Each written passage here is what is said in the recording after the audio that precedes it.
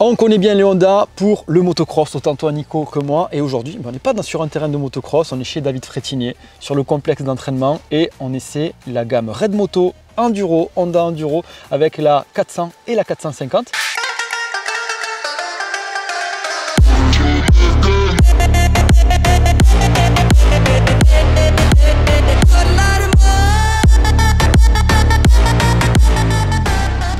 La première question c'est que penses-tu de ces motos déjà quand tu les vois et quand tu montes dessus? Premier avis général sur ces, on va dire, les grosses de la catégorie. Ouais, souvent on dit ces motos ce sont des motos de cross avec une plaque phare hein, et voilà, on ne s'est pas trop embêté alors qu'en fait pas du tout. Ce sont des motos qui sont vraiment destinées à l'enduro. Là on est sur les grosses cylindrées comme tu l'as dit. Quand on monte dessus, très franchement, ce sont des cadres avec des cadres alu pardon, qui ont des géométries très fines. En fait, quand on monte dessus, on ne ressent pas cet effet 400, 450. Et c'est vrai que sur les motos de nouveau, on le ressent de moins en moins. Là, on est sur des grosses cylindrées en enduro. Premier ressenti quand on monte sur la moto, on a un guidon assez plat, on est sur une moto que l'on domine et même quand on commence à faire les premiers tours de roue, on n'est pas du tout gêné par ce gabarit en tout cas. Donc ça c'est vraiment un point positif. Aujourd'hui on était sur des motos qui n'avaient pas de mousse dans les pneus, on était sur des motos avec des chambres à air. Donc chambre à air gonflée parce qu'on est dans l'Aveyron, il y a des cailloux, on ne voulait pas crever, on ne voulait pas pincer, gonflé à 1 kg. Donc sur ce ressenti, quand on est habitué à rouler en mousse, quand on repasse sur des chambres à air bien gonflées, on peut être un petit peu perturbé, donc je préfère le préciser dans la vidéo parce que ça peut fausser un petit peu le ressenti et ce que l'on va dire sur la partie maniabilité, ressenti suspension. Ouais, justement, j'allais venir à ça et autre point, c'est que les motos sont d'origine, elles sont stock, voilà, on a préféré pas ou peu régler, on a juste tourné 3 clics à la fourche pour voir un petit peu la différence, mais quand tu les as essayées, elles sont stock, donc voilà, tout ce qu'on va dire sur la partie suspension maniabilité, vous retrouverez ça si vous achetez ces motos là ou si vous les essayez. Donc voilà, justement, je vais venir à ça, sur cette partie.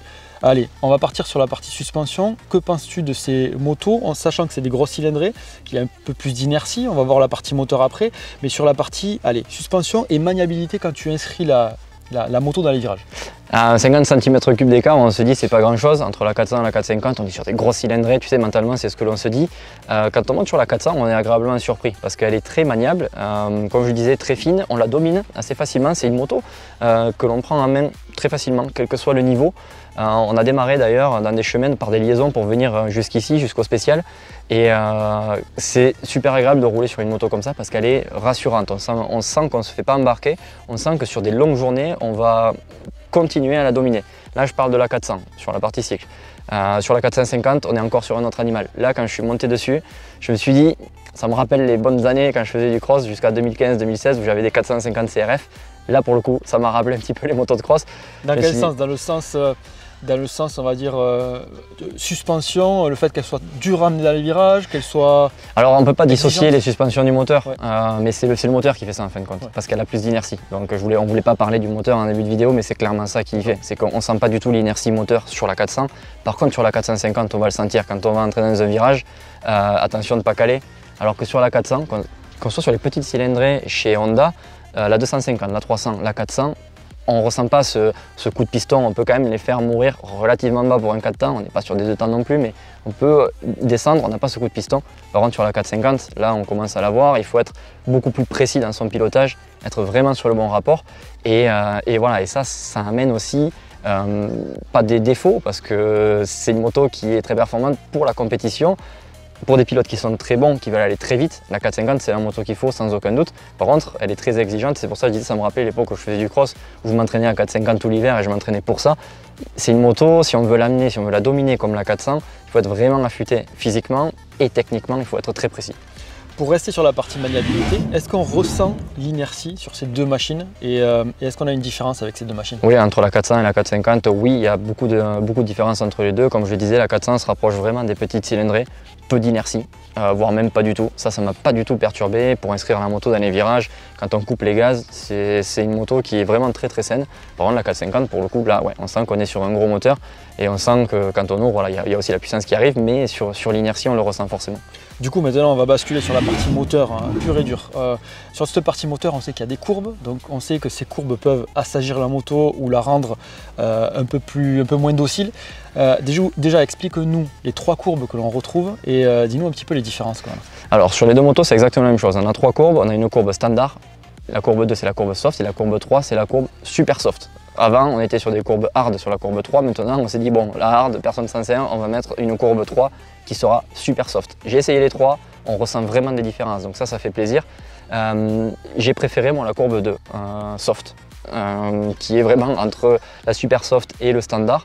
Dans les conditions d'aujourd'hui, que ce soit sur la 400 ou sur la 450, c'est la courbe que j'ai préférée parce que c'est celle qui m'économisait le plus sur la moto. Donc c'est ce que j'ai préféré.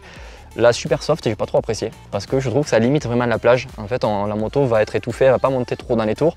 J'ai eu un ressenti aussi d'un peu plus de frein moteur sur cette courbe super soft qui peut être un petit peu déstabilisant. Et voilà, et le fait de passer les rapports peut-être un petit peu plus tôt parce que en fait, la moto va s'étouffer quand on va vraiment la faire monter dans les tours, elle va réguler plus vite. Donc voilà, la super soft, pas pour moi.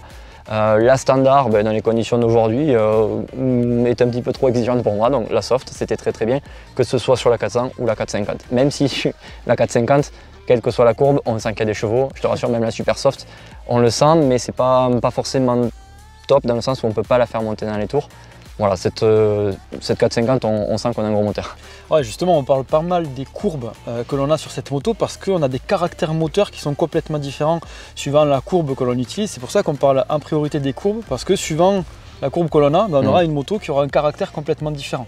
Dernière chose sur la partie courbe, on a aussi le traction control qui apparaît sur cette moto. Pourquoi?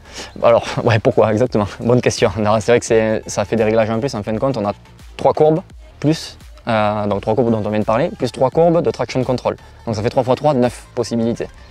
Aujourd'hui on n'a pas eu le temps de tester. Alors j'ai testé, on sent les différences. Maintenant te dire ce qui va le mieux, c'est trop compliqué. Pour moi, dans une journée comme aujourd'hui, il faut passer une journée à tester que ça. Si tu veux vraiment que ce soit performant, et là c'est pareil que ce soit sur la 400 ou sur la 450, même punition, il faut faire du testing.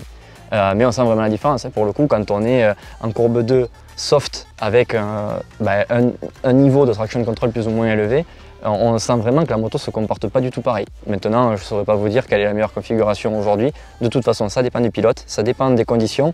Voilà, il faut faire du testing. Faites du testing. Me demander si c'est bien ou pas bien, très franchement, je ne sais pas, on est trop vieux maintenant pour ça, nous, c'est ce qu'on dit souvent, mais c'est vrai qu'on n'a pas été habitué à tester ce genre de choses. Souvent, allez, on va dire de standard à soft, en fonction des conditions. Quand ça change beaucoup, on va s'amuser à changer. Mais là, pousser aussi loin, on a passé l'âge, on va dire. On va dire que les 3 courbes, c'est déjà pas mal. Et sur ces 3 courbes, c'est pour ça que l'on parle des courbes sur la partie moteur, parce qu'elles ont des impacts différents. On sent vraiment la différence. On sent une différence sur le moteur. Donc le caractère va différer par rapport à la courbe que l'on utilise. Quelle moto pour quelle utilisation? Imaginons que je veuille faire plutôt du franchissement, plutôt des grands roulages. Quelle moto je vais utiliser? 400, 450, et donne-nous un peu le profil du pilote par rapport à la moto. Franchissement pur et dur, du style course extrême. J'éradiquerai toute la gamme 4 temps dans tous les cas. Moi je ne prendrai pas une 4 temps en extrême, c'est sûr, c'est trop lourd pour moi. Malgré qu'on puisse faire. On va parler du pilote on va parler de la généralité, le pilote qui sort le dimanche et qui veut faire des fois quelques petites montées, quelques troncs d'arbre. Est-ce que c'est destiné quand même à ce pilote? Oui, parce que ça reste des motos faciles, ça reste des motos que l'on domine, ça reste des moteurs très pleins à tous les niveaux. On peut jouer avec les courbes aussi, on peut s'amuser à ça sur du franchissement, donc oui, il n'y a pas de souci. Après, à qui sont destinées ces machines? Pour un pilote comme moi, entre la 400 et la 450, je choisirais plutôt la 400 parce qu'elle est beaucoup plus facile à amener.